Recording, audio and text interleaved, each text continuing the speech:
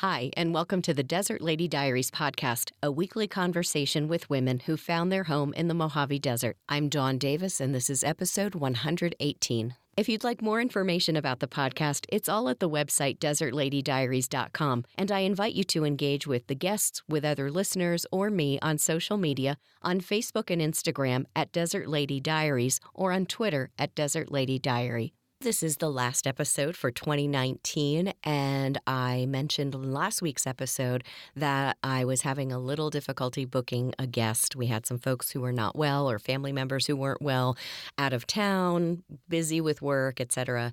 So I decided to throw it out there to have you send me one question that I would answer as the last episode of the year. We're going to start right in with a question from Joshua Tree Green Oasis. And their question was, what makes Dawn Davis produce the Desert Lady Diaries? Initially, when I first moved to the desert, I was doing my voiceover work, and I was trying to think of a way that I could do more promotion and marketing of my voice. And I thought about doing a podcast, but I was like, what would I do it on, And then in the meantime, I had also met a number of fantastic ladies here doing any number of amazing things that I didn't think a lot of people knew about. And suddenly it hit me one day. It could have been in the shower because, let's face it, we get our best ideas in the shower for some reason. I said, hey, I could do a podcast on women who live in the desert. And it became really more of a vehicle to put those stories and interviews out into the world and into our community than it really became about marketing my voice, which is great. I think it's been a really interesting ride to date. And I get a lot of feedback from people that I run into at different events who tell me maybe about a particular episode that they listen to, and they say, I know her, but I didn't know this about her. And I think that's really the highest compliment because it's serving as a way for our people in our community to get to know one another a little better, maybe a little deeper than we would normally just seeing each other really quickly at different events around town and things like that.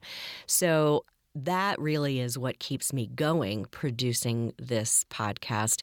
And also for selfish reasons, it allows me to have a kind of a 30 to 45 minute one-on-one with someone who I may not know very well or who I think I know well. And then they come and they sit in my kitchen chair and we chit-chat over the kitchen table and you get to listen in. And it just feels really intimate, and I feel really lucky to have that bank of time with each person that comes to be on the program that is in my community. I feel like I'm getting to know these women on a much deeper level, and that's really cool. That is really what keeps me producing the Desert Lady Diaries. From Julia E., Julia says, when and how did you become a voiceover artist? Well, Julia, it's a really interesting story. My first full-time job was working as a car rental agent at Newark Airport. And there was a point where there was an opportunity to take a different job away from the rental car counter and in the back office. And I was basically the admin to the owner of that particular franchise at the airport. And one of the jobs in that position was that I was answering the phone. Every call that came in came to me. There were a number of times when I would answer and someone would say, wow, you have a really great voice. Are you on the radio? Or, are you on the radio? You should be. Your voice is amazing. After hearing that a number of times, I recognized that I was hearing it enough that I thought, wow, maybe there is something to this and I need to look into it. One night I got on the PATH train, which takes you into the city, and I went to a seminar at Connecticut School of Broadcasting, listened to their whole spiel, and they wanted way more money than I had at the time to take their classes.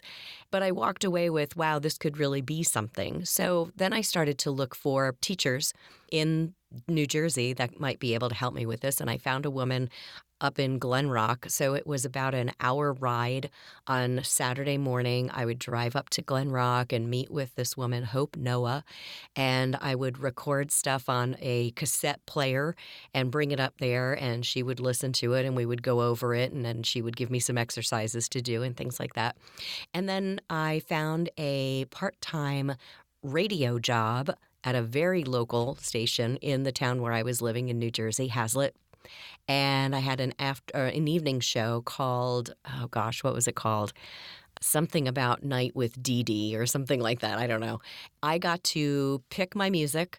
I would sit down during the week and choose from my own collection of albums and 45s and cassettes. I didn't have any 8-tracks, but they did have some at the station.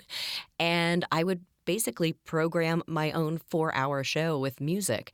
That was really a lot of fun. I would be there in the station by myself.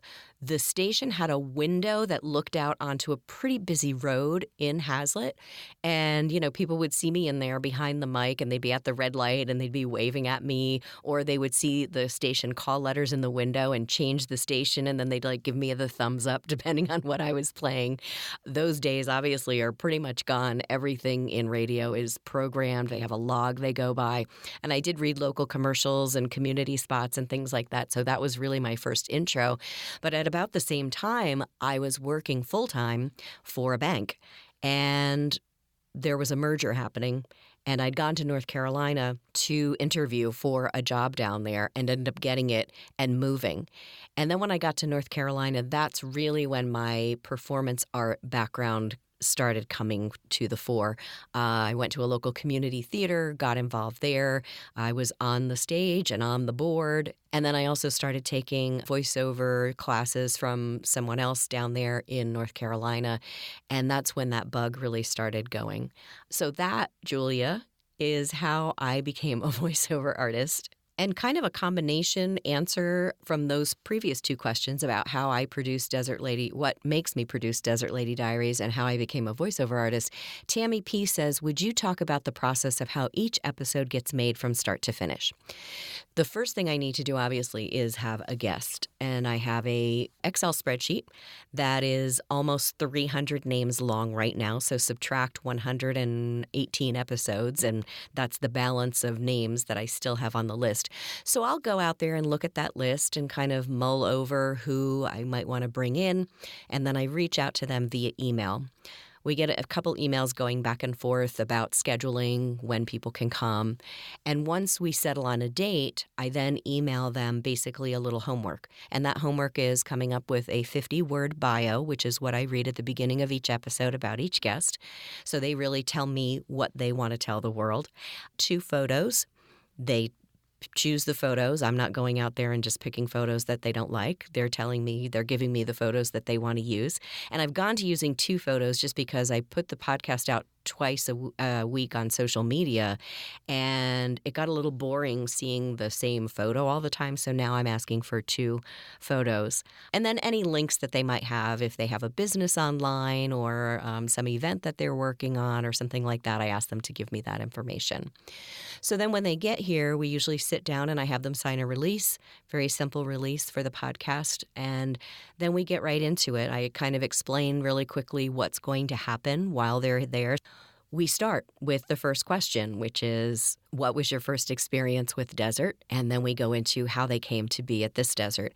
That conversation usually takes about 30 to 45 minutes because when I'm looking at my recording software, it tells me how much time has passed. So I can look and see and make sure we're still within the time parameters of the 30-minute episode. And the reason that that's important, the 30 minutes, is because that goes back to how I pay the podcast hosting platform for space on a monthly basis for the podcast. I think on the platform I use called Liberated Syndication, I'm on the 3rd tier, which is 400 megabytes. So it's not necessarily calculated by the length of time. It's calculated on how much megabyte space that length of time podcast takes up on their platform. And that is what needs to be paid for each month to have the podcast available to go out to Apple Podcasts, Google Podcasts, and all the other places where it's available. And also the other thing that happens with a 30-minute episode is podcasts, a lot of people match them up with an activity they might be doing. Like maybe they're at the gym and they're on the treadmill for 20 or 30 minutes, or maybe their commute is 20 or 30 minutes. So they come to count on the episode being a certain length because they know, oh, while I'm driving down to Desert Hot Springs, I can listen to this complete episode. So that's helpful to know. So now once the interview is actually over and we chit-chat and all that stuff, I go into an editing process, not the same day necessarily. Sometimes it's a couple days later. Sometimes it's Sunday morning. And I go in and I basically take out any, I don't know what you'd call them, habits that people have that they might not realize. I mean, I even have habits of saying, so. So a lot of times you will not hear that because I take it out. Sometimes there's some tongue clicks like, well, I take those out. And also if there are some false start sentences, like the guest starts going down one path with an answer and then they go, oh, wait, and then they change it up, which is the beauty of doing the podcast recorded. It's not live. So that kind of sets the guests at ease, knowing that we can stop at any moment, we can backtrack, restart an answer to a question. So the editing process actually takes probably anywhere from an hour and a half to 2 hours. So now we've spent time booking the guest. We've had the guest here for 45 to 60 minutes. I'm in editing probably 90 minutes to 2 hours. So that's, the episode hasn't even gone out yet, and that is how much time has been spent. After the episode is edited and the Patreon part is edited, I then go and look at my calendar to see if anyone signed up for the weekly newsletter, if somebody was kind enough to send a donation in, and I go and pull up 2 audio files. One is called intro and one is called outro. So the intro is obviously what you hear at the beginning of each episode. It's pretty much the same, except I do go in and change the episode number, and I also find while I'm editing, I'm listening for interesting bits to pull to the front of the episode, which I just started doing this year. So that's why you hear the guest first now talking about something almost like a teaser to the interview. That's happening while I'm editing the podcast. Another thing that's happening while I'm editing the podcast is I am making notes about the conversation to put up on the website in the blog post for that particular guest with their photo. And that's also where the social media content comes from. So as I'm listening to the episode, as I'm removing the likes and the ands and the false start sentences and things like that, I'm also listening for interesting bits of information to put into the blog post, which I'm getting a little further down the line right now. The blog post is actually what we call the show notes. So if you are listening to the podcast on, say, Apple Podcasts, Google Podcasts, Spotify probably has them. When you go in and open up that episode to play it, there's also some content there, and those are called the show notes. So there may be links that they gave me to their website or activities that they're promoting, but there will be the blog post essentially is the show notes. So somebody can actually read that and have a good idea of what they're going to be hearing on the podcast. Once the editing is completed and I'm doing the intro and outro, the intro again is just the episode number and that little blurb from part of the interview. And then I go to the outro. And the outro, I talk about maybe something that's coming up in the local area. I do my shout outs for people who signed up for the weekly newsletter, like Winnie Brewer, who last week signed up for the weekly newsletter. Thanks for doing that, Winnie. I appreciate you. Welcome. And thank you to Anna Stump for your generous donation to the podcast. I appreciate you. Thanks again, too, for stopping into Soul Connection and introducing yourself. Those kind of things I track all week. Once I get a notification when somebody signs up, I go to my calendar and I write it on the calendar so I make sure everybody gets their mention. And that's pretty much it for the outro. And as you know, I've been changing the outro out with promo swaps. for Simultaneous Times, which is a podcast that Jean-Paul Garnier puts together. He's the owner of Space Cowboy Books. And then also Catherine Svela and her Myth Matters. And they, on their podcasts, have been putting in a 20-second promo for Desert Lady Diaries. So here in the desert, we're kind of helping each other out by promoting each other's podcasts, which is pretty cool. So once the intro is complete and the outro is complete, I copy and paste them into the main episode. Then I run the episode through basically something to enhance the audio. It pumps up the volume a little bit, takes out some of the background noise, and makes it more pleasant to listen to. So I do that. I do that also with the Patreon clip that is on the end of the main episode. And then the Patreon clip also has an intro and outro that I record and put on there. At that point, I typically go ahead and upload the Patreon, what do we call it? Diary Unlocked.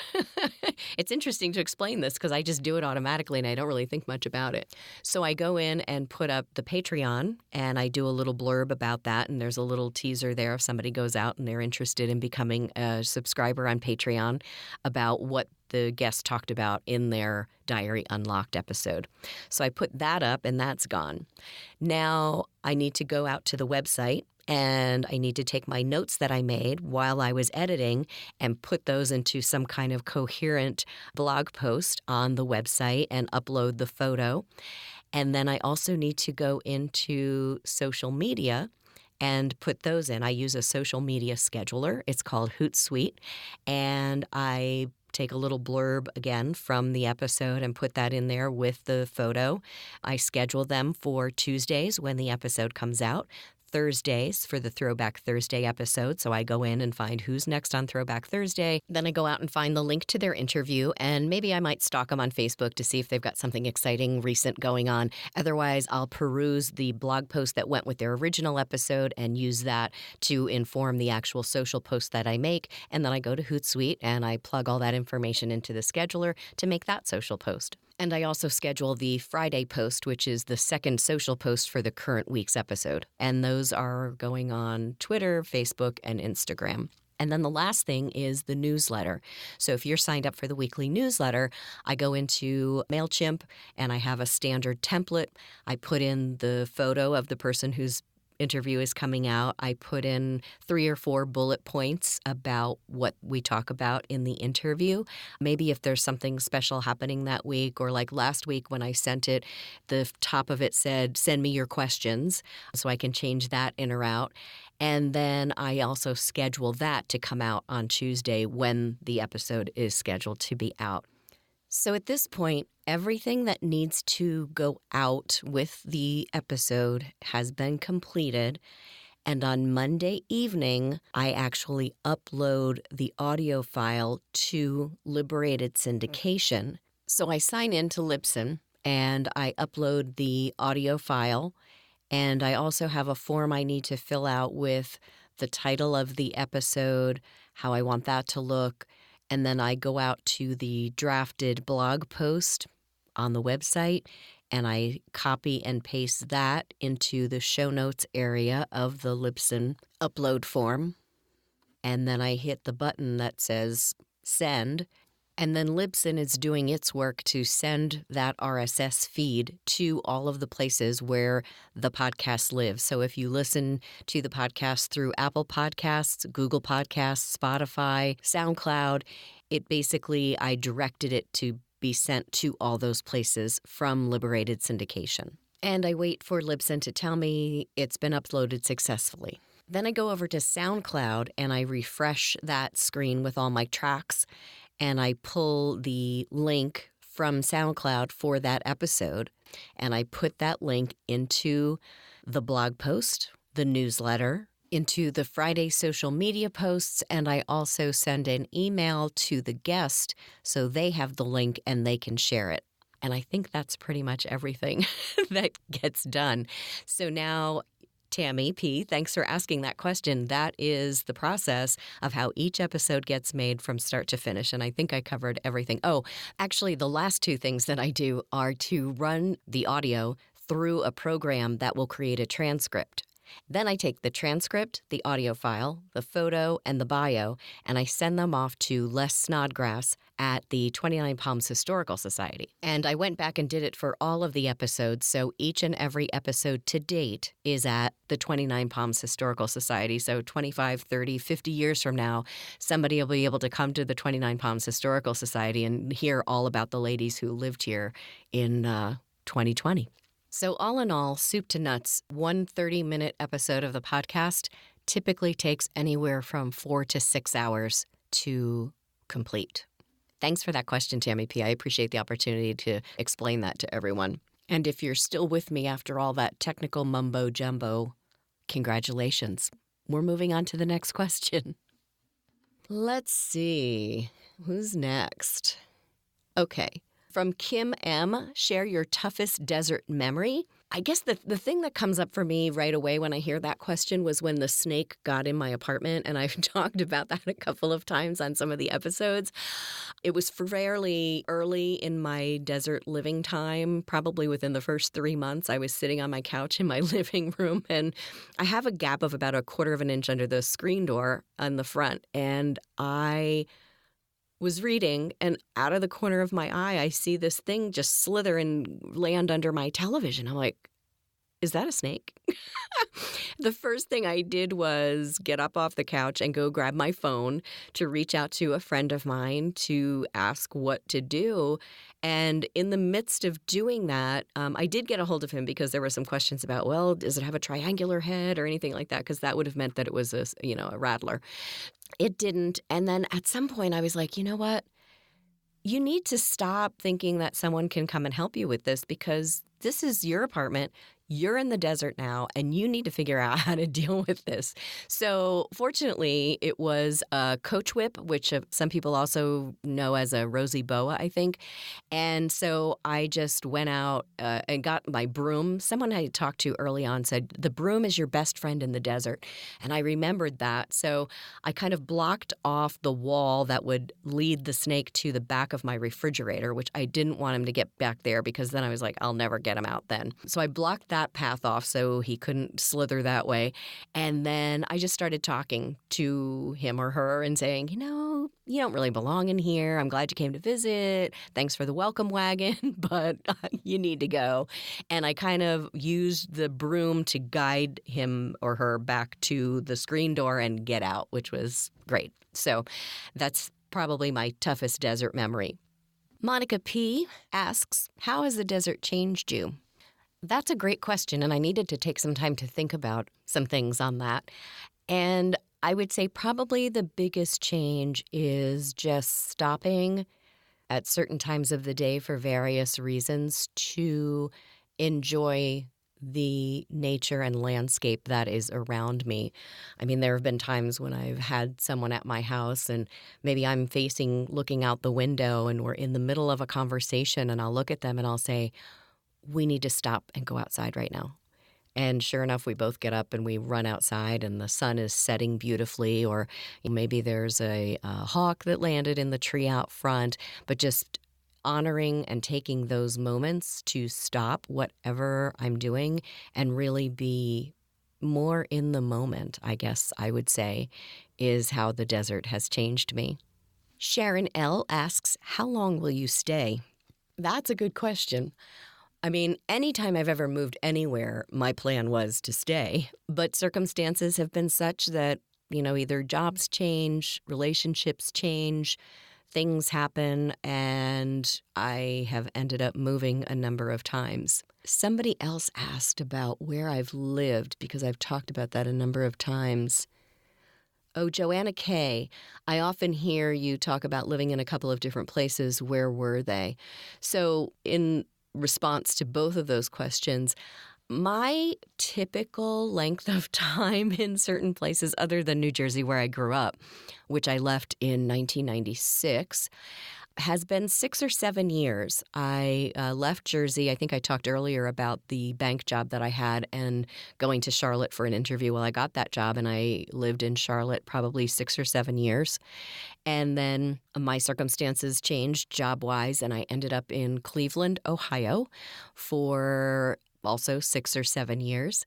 And then the partner I was with there, his circumstances changed, his job circumstances changed, and we ended up back in Orlando, Florida, where he had lived before, but I had never lived before. He had a house there already that he was renting out, so we felt like that was our best option, leaving Ohio because of the business he was in. And I was in Orlando probably for 6 or 7 years, and again, relationship change, and 2 years after that, I found myself in Los Angeles, California, pursuing more seriously my acting and voiceover.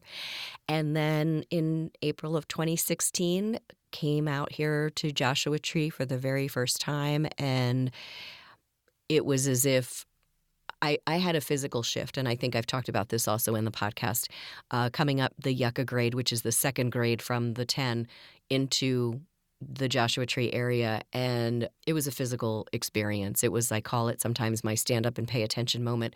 It felt like there was a string on the top of my head that was being pulled up, and I was literally, I don't remember what you call those things on the submarine, the scope that comes up and kind of peeks around, but it was like, I felt like that, like I was being pulled and lifted up, and my head was turning from left to right and looking at this place going, wow, what is this place?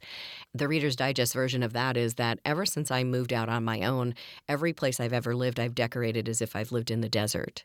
So I think there was something in me that knew I would be in the desert at some point before I did. And it was just a long, circuitous route to get here. That's all. So I hope that answers your questions, Sharon L. and Joanna K. Thanks for asking that. Carrie J. says, did you move here to be close to the park? No, I did not. Although that was part of my initial trip here when I moved. The landscape in general, which is, as you know, if you've been here in the park and outside of the park, is super interesting and amazing. But it was that feeling when I came up the grade, first of all, that really triggered me. And second of all, the entire weekend that I was here the first time, I was on high alert, paying attention to everything. You know, we would sit in Crossroads and I would, kind of observe the people that were in there and that sort of thing. And then when I got home from that weekend trip, I went online and did a lot of research. And when I saw the community was very activist-based, I felt, and artistically based, that really spoke to me and made me feel like this was a place that I needed to be. And there was a sense of, I'm going here, I really felt called to come here, but I didn't know why. And I still don't know that I have the answers to that, but it was definitely an intuitive sort of thing that was happening. Like, I feel like I need to be there and I need to go now.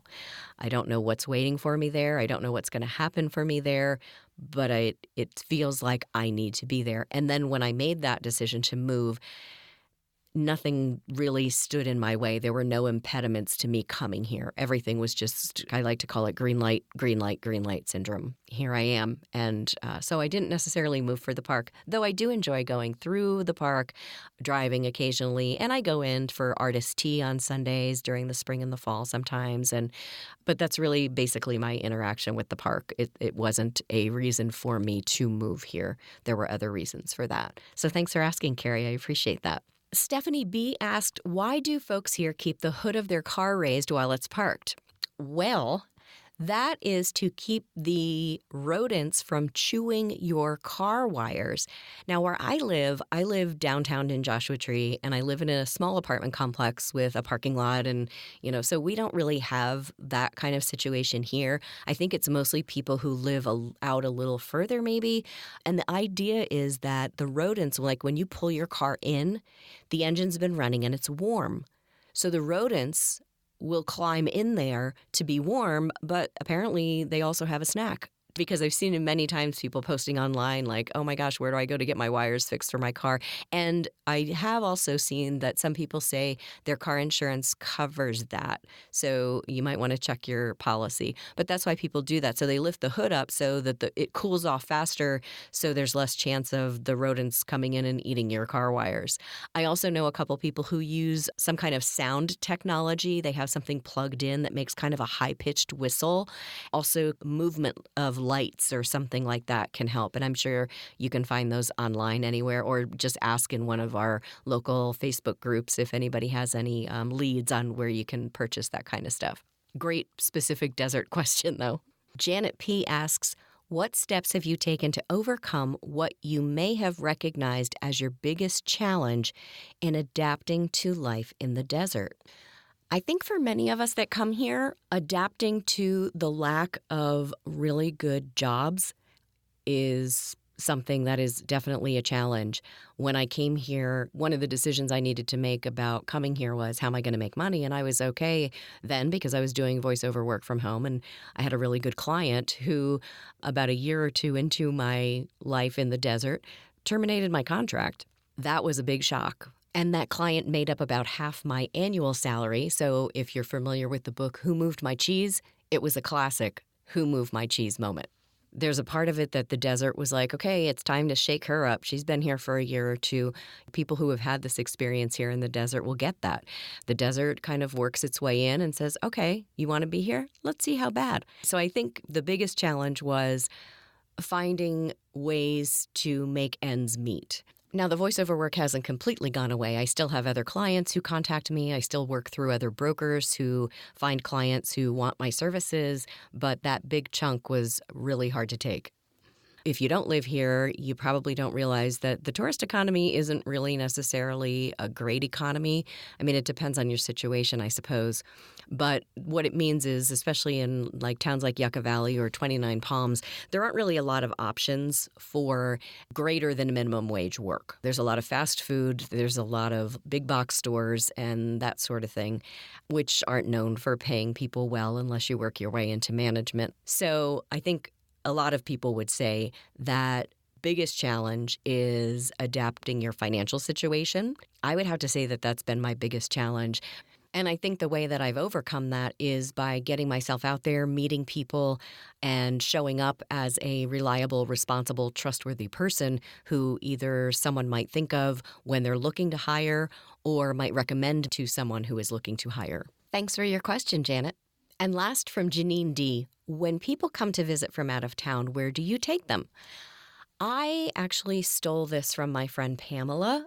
When she's had people come into town, she said she takes them on a ride through the park. They enter at the Joshua Tree entrance, and they drive following the signs to 29 Palms. So it's a really nice ride, and it probably takes about 30 to 45 minutes, depending on whether you decide to stop and take some photos on the side of the road. And it's a great way to see the park if it's cold or inclement weather. Just drive through to 29, and then once we get to 29 Palms, I take them to the 29 Palms Inn, and depending on what time of day it is, it could be lunchtime or it could be dinner time. Maybe it's midday. We'll just go in and have a drink at the bar. For folks who don't know the 29 Palms Inn, it's a really cool little place. It reminds me a little bit of East Coast Poconos or the Catskills, where there's this like one main area where people can gather to have their dinner, and sometimes there's a band playing, and then there's the little cabins around the property where you can stay. It's not really a hotel, so to speak, but each of the cabins is decorated in a different way and painted in a different way on the outside, and it's a really cool place. And then you can bring them through the town of 29 Palms on your way back. You don't have to go back through the park because they've already seen that. I may take them down Adobe Road and point out some of the murals. There are some amazing murals in 29 Palms. They're huge and colorful, and some of them are based on either the military base that's out there, they're related to that, or they're historical in nature, like the Smith's Drive-In, and it highlights some of the homesteaders who came and actually built that town, city of 29 Palms, to be what it is today. And then we drive into Joshua Tree, and I will take them through the Zandalions and Sun Alley and Art Queen and all of those places, and then on down. Maybe we'll stop, and if we had dinner at 29 Palms Inn, maybe we'll go have coffee and one of Rusty's amazing bakery treats at Crossroads, and then take them through the rest of the shops in downtown Joshua Tree. So that's typically what I do. When my brother was here, we had a little more time and there were a lot more things going on. It was a weekend of art tours and it was the Copper Mountain Mesa Community Association pancake breakfast. So I dragged him up there and he worked, volunteered. Well, I volunteered him to help out at the breakfast. So he got a real sense of what that's like for me every month. And then I took him to a couple of spots of friends of mine on the art tours. And then later in the week, we went down on a Wednesday, I think it was, and did the aerial tramway, which is a really cool thing for somebody who's never been here to go from desert to alpine forest in less than 20 minutes. He really enjoyed that. So there are a number of places. And I picked up a cool map, which I haven't really gotten a chance to use. And we thought we would do it that day, but we spent so much time up in the alpine forest of the tramway that we didn't have time. The Chamber of Commerce or the Tourist Bureau down there at the bottom of the tramway had a map of all like the cool houses in Palm Springs. And it was like $6. And I would love to go down one of these days and just use the map and go to see all of these cool houses. I guess they were probably houses of famous people who lived in Palm Springs. Those are some of the things I like to do when people come into town and show them around. Thank you so much for all your interesting questions. And you don't have to wait for an episode like this to ask me a question. You can always email me at desertladydiaries@gmail.com and ask anytime. At this time of the year, I typically take a holiday break and come back the beginning of January. So I expect to be back with a new episode, a new interview, January 7th. And I'll still be posting Throwback Thursdays or just go into the catalog and find some episodes that you haven't listened to yet. Enjoy your holiday season, enjoy your family and friends, and I will see you back here in 2020. Thanks so much for listening.